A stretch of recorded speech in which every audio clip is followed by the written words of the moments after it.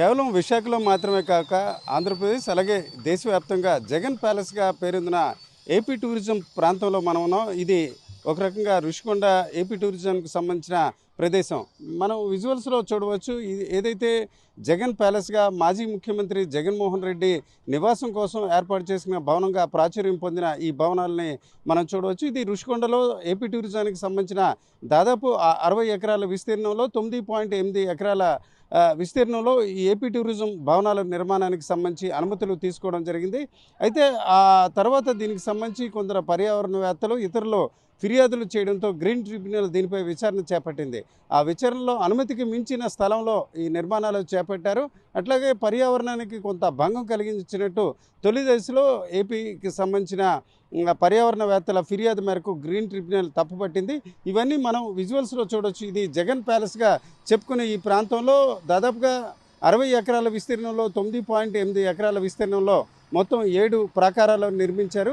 ఈ 7 ప్రాకారాల్లో AP tourism తొలి దశలో అప్పుడు వైఎస్ఆర్సీపీ ప్రభుత్వం అధికారంలో ఉన్నప్పుడు అక్కడ ఏపీ టూరిజానికి సంబంధించిన కార్యకలాపాలు కొనసాగించడానికి నిర్మిస్తున్నట్టు తొలి దశలో చెప్పడం జరిగింది. ఆ తర్వాత అధికారం యథావిధిగా కొనసాగినట్లయితే సీఎంగా జగన్మోహన్ రెడ్డి తిరిగి ఇక్కడి నుంచే పాలన కొనసాగిస్తారన్న ఆలోచనలో కూడా ఉన్నట్టు కొన్ని రకాల అభిప్రాయాలు వ్యక్తమయ్యాయి. ఇవన్నీ కూడా ఆర్టీవీ ఎక్స్క్లూజివ్గా ఈ విజువల్స్ అందిస్తుంది. తాజాగా చూసుకుంటే ఏపీ సబ్ క్యాబినెట్ ఏదైతే జగన్ ప్యాలెస్గా పేరొందిన ఏపీ టూరిజంకి సంబంధించిన ఈ భవనాల్ని పర్యావరణానికి సంబంధించిన హితంగా కొనసాగిస్తూ పర్యాటక రంగానికి సంబంధించి దీన్ని ఇవ్వాలని ఆలోచన చేస్తుంది.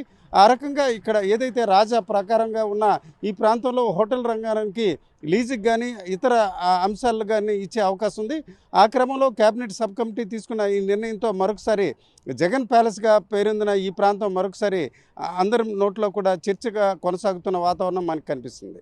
విశాఖలోని రుషికొండ వద్ద నిర్మించిన జగన్ ప్యాలెస్గా పేరొందిన ఈ ప్రాంతంలో ఈ భవనాల్లో ఏముంది అనే అంశాన్ని మనం పరిశీలిస్తే మొత్తం 9.8 ఎకరాల్లో దీని నిర్మాణం చేపట్టారు. మొత్తం 7 బ్లాకులు నిర్మించారు. ఈ 7 బ్లాకులు కూడా ఒక అత్యంత విలాసమైన రాజదర్పణం ఉట్టుపడే రీతిన ఇక్కడ నిర్మాణాలకు పేరు పెట్టడం జరిగింది. గజపతి, చోళులు అలాగే ఇతర పేర్లు అంటే గతంలో ఏపీతో పాటు ఇతర ప్రాంతాలని పరిపాలించిన రాజుల పేర్లతో ఈ బ్లాకులకు పెట్టడం జరిగింది. ఆ క్రమంలో ఒరిస్సా, ఆంధ్ర పాలించిన గజపతులు అలాగే చాళుక్యులు, చోళులు ఇట్లా రకరకాల పేర్లతో ఏర్పాటు చేయడం జరిగింది. అలాగే ఈ భవనాలు కూడా అత్యంత ఎత్తులో ఉండడం అలాగే దీనికి సంబంధించిన మార్బుల్స్ కూడా ఏదైతే ఇతర ప్రాంతాల నుంచి తెచ్చారో ప్రపంచవ్యాప్తంగా అత్యంత పేరొందిన వియత్నాం మార్బుల్ కూడా ఇక్కడ వాడినట్టు తెలుస్తుంది.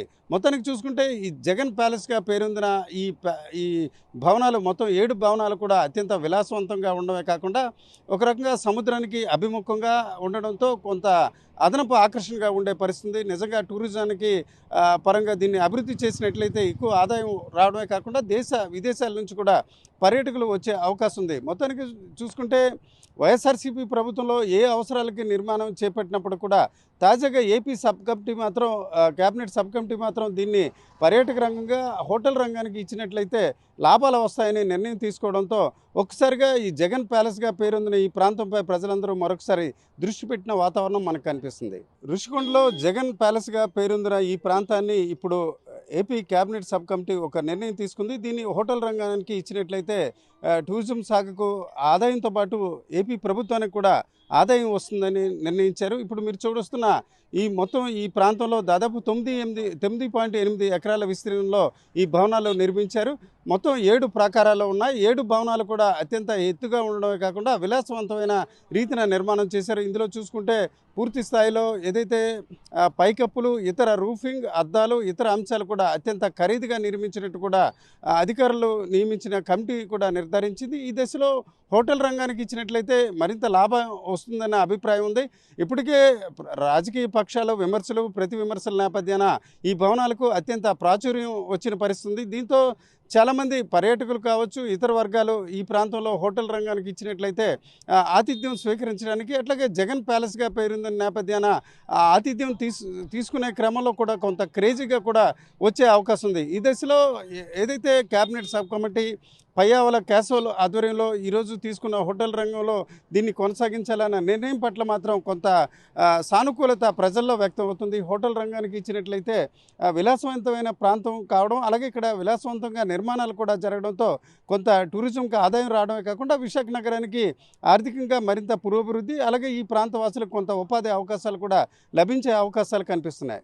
వైఎస్ఆర్సీపీ ప్రభుత్వ హయాంలో దాదాపు 500 కోట్ల వెచ్చించి నిర్మించిన భవనాలను ఇప్పుడు హోటల్ రంగానికి ఇవ్వాలని ఏపీ కేబినెట్ సబ్ కమిటీ నిర్ణయించింది. ఈ దశలో రుషికొండలో ఏముంది అనే అంశాన్ని మనం పరిశీలిస్తే, ఏదైతే జగన్ ప్యాలెస్గా పేరొందిన ఈ ప్రాంతం అత్యంత విలాసవంతమైనగా కాకుండా అందమైన ప్రాంతం. సముద్ర తీరం విశాఖ నుంచి భోగాపురం వరకు భీమిలి మీదుగా ఒక రకంగా ఉంటే, ఈ జగన్ ప్యాలెస్గా చెప్పుకునే ఈ ప్రాంతం మాత్రం అత్యంత అందంగా ఉంటుంది. ఇక్కడ సముద్రపు అలల తాకిడి కూడా భిన్నంగా ఉంటాయి. సముద్రపు అలలు కూడా ఇక్కడ నీలి రంగులో ఉండడమే కాకుండా అర్ధచంద్రాకారంలో కూడా సముద్రం ఉంటుంది. ఒక రకంగా ఈ వ్యూ కూడా అత్యంత అద్భుతంగా ఉండే పరిస్థితి. కేవలం ఈ భవనం మాత్రమే కాకుండా దీని అభిముఖం కూడా విలాసవంతమైన ఖరీదైన ప్రాంతం కూడా చెప్పుకోవచ్చు. ఏదైతే హైదరాబాద్ లాంటి ప్రాంతంలో చూసుకుంటే హిల్స్ ఏరియాని అత్యంత ఖరీదైన ప్రాంతంగా చెప్పుకునే పరిస్థితి ఉంటుంది. అదే రకంగా ఇప్పుడు ఈ ప్రాంతం కూడా ఒకవైపు చూసుకుంటే గీతం మెడికల్ కాలేజ్తో పాటు ఇతర అంశాలు కూడా ఇక్కడ ఉంటాయి. అలాగే ఇక్కడికి దాదాపుగా 5 కిలోమీటర్లు చూసుకుంటే రుషికొండ ఐటీ సెజ్ ఉంటుంది. ఇక్కడ చూసుకుంటే వివిధ రకాల ఐటీ కంపెనీలు, ఇప్పటికే దాదాపు 60 ఐటీ కంపెనీలు కూడా వచ్చాయి. ఇందులో ఇన్ఫోసిస్తో పాటు ఇతర దిగ్గజ కంపెనీలు కూడా ఈ ప్రాంతంలో ఉన్నాయి. ఒక రకంగా చూసుకుంటే హోటల్ రంగానికి ఇప్పుడు ఇవ్వాలని కేబినెట్ సబ్ కమిటీ నిర్ణయించిన దశలో ఇప్పటికే ఈ ప్రాంతం అత్యంత ఖరీదైన ప్రాంతంగా కూడా చెప్పుకునే పరిస్థితి ఉంది. ఈ దశలో విశాఖలోని ఇతర ప్రాంతాలు ఏ రకంగా ఉన్న ఈ రుషికొండ ఐటీ సెజ్తో పాటు ఏపీ టూరిజం కొత్తగా జగన్మోహన్ రెడ్డి ప్రభుత్వ హయాంలో నిర్మించిన ఈ ప్రాంతంలో మాత్రం ఖరీదవంతమైన అలాగే విలాసవంతమైన ప్రజలు నివాసం ఉండే ప్రాంతంగా కూడా మనం చెప్పుకోవచ్చు. కొన్ని సందర్భాల్లో రాజకీయ విమర్శలు, ప్రతి విమర్శలు కూడా కొన్ని ప్రాంతానికి, కొన్ని భవనాలకు కూడా అత్యంత ప్రాచుర్యం తెస్తాయి. కానీ ఈరోజు చూసుకుంటే ఏపీ టూరిజం నిర్మించిన ఈ భవనాలకు మాత్రం ఇటు వైఎస్ఆర్సీపీతో పాటు బీజేపీ, టీడీపీ, జనసేన కూడా ఒక కారణంగా చెప్పుకోవచ్చు. గతంలో చూసుకుంటే ఉమ్మడి ఆంధ్రప్రదేశ్ కాలంలో ఇక్కడ ఏపీ టూరిజంకి సంబంధించిన రిసార్ట్స్ ఉండేవి. అయితే అక్కడ పరిమిత ఆదాయం వచ్చిన పరిస్థితి. అయితే జగన్మోహన్ రెడ్డి ప్రభుత్వ హయాంలో ఈ భవనాల నిర్మాణం చేశారు. నిజంగా ఆ ప్రభుత్వం దీన్ని ఏపీ టూరిజం కోసం నిర్మించినట్టు బయటికి చెప్పినప్పటికీ రాజకీయ పార్టీలు మాత్రం ఇది పూర్తిగా అప్పటి సీఎం జగన్మోహన్ రెడ్డి తన అధికార నివాసం కోసం అడ్డుగోలుగా నిర్మించారని ప్రతి విమర్శలు చేశారు. దీంతో ఈ ప్రాంతానికి అత్యంత ప్రాచుర్యం వచ్చింది. నిజంగా ఇది హోటల్ రంగానికి ఇచ్చినట్లయితే ఈ హోటల్లో ఏదైతే ఆతిథ్యం స్వీకరించడమే కాకుండా ఈ హోటల్ ఎలా ఉంటుంది అనే అంశాన్ని చూడడానికి దేశ విదేశాల నుంచి పర్యాటకులు, అతిథులు వచ్చే అవకాశం ఉంది. అయితే ఈ ఎత్తు, అందమైన ప్రదేశం, అలాగే సముద్రానికి అభిముఖంగా ఉండడం, నీలిరంగు అలలు, ఇవన్నీ ఒక ఎత్తు అయితే అత్యంత ఆసక్తికరమైన అంశాలు కూడా ఇక్కడ ఉన్నాయి. ఇక్కడ చూసుకుంటే ఏదైతే మార్బుల్స్, వియత్నాం అనే అత్యంత ప్రాచుర్యం ఉన్న ప్రాంతం నుంచి, ఆ దేశం నుంచి ఇక్కడ తీసుకొచ్చిన మార్బుల్స్ ఉన్నట్టు చెప్తారు. అయితే ఇతర భవనాలు, ఇతర అంశాలు ఏ రకంగా ఉన్నా ఇక్కడ బాత్ టబ్ గురించి అత్యంత విమర్శలు, ప్రతి విమర్శలు జరిగాయి. బీజేపీ పక్ష నేత విష్ణుకుమార్ రాజు దీనికి సంబంధించి అసెంబ్లీలో కూడా అత్యంత వివాదాస్పదమైన విమర్శలు కూడా చేశారు. ఏదైతే ఈ భవనంలో నిర్మించిన బాత్ టబ్కి దాదాపు 20 లక్షలు వినియోగించారు అని ఆయన విమర్శలు చేయడంతో కొంత రకంగా రాజకీయ చర్చ కూడా కొనసాగింది. ఈ దశలో ఈ భవనాలని హోటల్ రంగానికి ఇచ్చినట్లయితే ఇతర అంశాలు ఏ రకంగా ఉంటాయన్న విషయం ఏ రకంగా ఉన్నప్పటికీ ఈ రాజకీయ అంశాలు అలాగే విమర్శల నేపథ్యాన ఇది జగన్ ప్యాలెస్గా పేరొందిన, ప్రాచుర్యం పొందిన ఈ ప్రాంతంలో బాత్ టబ్ ఎలా ఉంటుంది, ఆ బాత్ టబ్ని చూడాలి, ఆ బాత్ టబ్ని అనుభవించాలి అనే ఆలోచన కూడా కొందరికి పర్యాటకులకి వచ్చే అవకాశం ఉంది. ఏదేమిటికి ఏపీ టూరిజం ఆధ్వర్యంలో నిర్మాణం జరిగిన ఈ ప్యాలెస్గా చెప్పుకునే ఈ ప్రాంతం మాత్రం రాజకీయ అలాగే అధికార పార్టీ, ప్రతిపక్ష పార్టీల విమర్శల నేపథ్యాన అత్యంత ప్రాచుర్యం పొందింది, అలాగే విశేష ఆదరణ కూడా పొందిందని మనం చెప్పుకోవచ్చు. అసలు రుషికొండకు ఆ పేరు ఎలా వచ్చింది అనే అంశంపై ఆసక్తిమైన కథనం ఈ ప్రాంతంలో ప్రచారంలో ఉంది. గతంలో చూసుకుంటే ఈ ప్రాంతంలో సప్త ఋషులు సంచరించేవారని, ఇక్కడ సప్త ఋషీశ్వరునిగా పూజలు అందుకుంటున్న మహాశివుణ్ణి అభిషేకం బ్రహ్మ ముహూర్తంలో చేసేవారని చెప్తుంటారు. దీనికి తగ్గట్టు 7 ఋషులకు తగ్గట్టు 7 బావులు ఉంటాయి. ఇప్పుడు కూడా 7 బావులు ఉన్నాయి. అలాగే ఈ 7 బావుల్లో కూడా భిన్నమైన రుచితో నీరు కూడా ఉంటుంది. నిజానికి ఇక్కడ సముద్రం దాదాపు 10 మీటర్ల దూరంలో ఉన్నప్పటికి కూడా ఏమాత్రం కూడా నీరు ఉప్పుగా లేకుండా తీయగా ఉన్న పరిస్థితి ఉంటుంది. ఇప్పుడు కూడా ఇక్కడ ఋషీశ్వర ఆలయంలో ఇక్కడ సప్త ఋషులుగా చెప్పుకునే ఈ 7 బావుల్లో నీటిని తీసుకుని తెల్లవారుజామున పూజలు చేస్తుంటారు. ఈ దశలో ఇక్కడ పర్యాటకులు వేరువేరు ప్రాంతాల నుంచి వచ్చి ఇక్కడ సప్త ఋషీశ్వర ఆలయాన్ని సందర్శించుకొని అభిషేకాలు, పూజలు కూడా చేస్తుంటారు. అయితే పర్యాటకుల మాట ఎలా ఉన్నప్పటికీ ఈ ప్రాంతంలో ప్రధానంగా విశాఖ నగరాన్ని బెస్తపల్లిగా చెప్పుకుంటున్న దశలో ఇక్కడ మత్స్యకారులు మాత్రం ఇక్కడ సప్తఋషీశ్వరుని తమ కులదైవంగా భావిస్తారు. ప్రతినిత్యం అలాగే సోమవారం పూజలు చేయడమే కాకుండా కార్తీక మాసం అలాగే శివరాత్రి పర్వదినాల్లో మాత్రం పెద్ద ఎత్తున పూజలు చేస్తున్న పరిస్థితుంది. ఈ దశలోనే ఇక్కడ సప్తఋషీశ్వర ఆలయం అలాగే ఈ ప్రాంతం ఒక ఆధ్యాత్మిక చింతనలో పవిత్రంగా భావిస్తున్న దశలో గతంలో వైఎస్ఆర్సీపీ ప్రభుత్వం ఈ భవనాలని ఆధునీకరిస్తున్న దశలో కొన్ని విమర్శలు కూడా వచ్చాయి. ఏదేమైనప్పటికీ విశాఖలోని వేర్వేరు ప్రాంతాలకి ఎంతో కొంత ప్రాధాన్యత ఉన్న దశలో ఈ ఋషికొండ ప్రాంతానికి మాత్రం అత్యంత ప్రాధాన్యత ఆధ్యాత్మిక చరిత్రలో మాత్రం ఉన్నట్టు మనం చెప్పుకోవచ్చు. పేరు నోకరాజ్ సార్. నోకరాజ్ గారు, చూడండి, ఇప్పుడు ఈ గవర్నమెంట్ ఇది ఏపీ టూరిజం బిల్డింగ్ ని డెవలప్మెంట్ కి హోటల్ కి ఇద్దాం అనుకున్నది. హోటల్ కి ఇస్తే ఎలా ఉండొచ్చు? చాలా బాగుంటుంది సార్. రుషికొండ బీచ్ అన్ని బీచ్ల మీద వాటర్ చాలా బాగుంటుంది. బోటింగ్, పారాషూట్, హెలికాప్టర్ అన్నీ ఉంటాయి సార్ ఈ బీచ్లో. ఎక్కడ లేని గెస్ట్లో ఎక్కడ దిగినా సరే రుషికొండ బీచ్కి రాకుండా కూడా ఎక్కడ ఉంటారు. విశాఖపట్నంలో ఎవరు దిగినా, ఎయిర్పోర్ట్లో కానీ విశాఖపట్నంలో కానీ ఎక్కడ దిగినా సరే రుషికొండ బీచ్కి రావాల్సిందే. ఏ గెస్ట్ అయినా సరే, ఫారినర్స్ అవ్వచ్చు లేదంటే ఇండియా వాళ్ళు ఎవరైనా సరే రుషికొండ బీచ్ చూడకంటే ఉండలేరు. హోటల్కి ఇస్తే గవర్నమెంట్కి అడ్వాంటేజ్, ఆదాయం చాలా బాగుంటుంది సార్. పక్కా ఫేమస్ అని బీచ్ ఇది. పక్క హోటల్ టూరిజం బిల్డింగ్లు ఇంతవరకు చాలా వరకు ఉండేవి, అవన్నీ రద్దు చేస్తారు. ఇప్పుడు కొత్తగా కట్టారు కాబట్టి ఇస్తే ఇంకా బాగుంటుంది, చాలా బాగుంటుంది. మంచిదే. చాలా మంది బాగుపడతారు సార్ బీచ్ తప్పితే. ఎందుకంటే చాలా మంది టూరిస్టులు వస్తుంటారు, చాలా మంది బీచ్ చాలా మంది చూడడానికి వస్తుంటారు కదా. అదేంటంటే అక్కడ దిగే వాళ్ళందరూ తెల్లవారులు వేసిన వెంటనే అనుకూలంగా బీచ్ బ్లూ కలర్ బీచ్ కనిపిస్తుంది.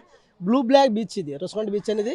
బ్లూ బ్లాక్ బీచ్ నంబర్ 1 విశాఖపట్నంలో నంబర్ 1 బీచ్ మనది. అక్కడ గోవా ఒకటి, మన రుషికొండ బీచ్ ఒకటి మంచి ఫేమస్ అని బీచ్లు అనమాట. మన విశాఖపట్నానికి నంబర్ 1 బీచ్ బ్లూ బ్లాక్.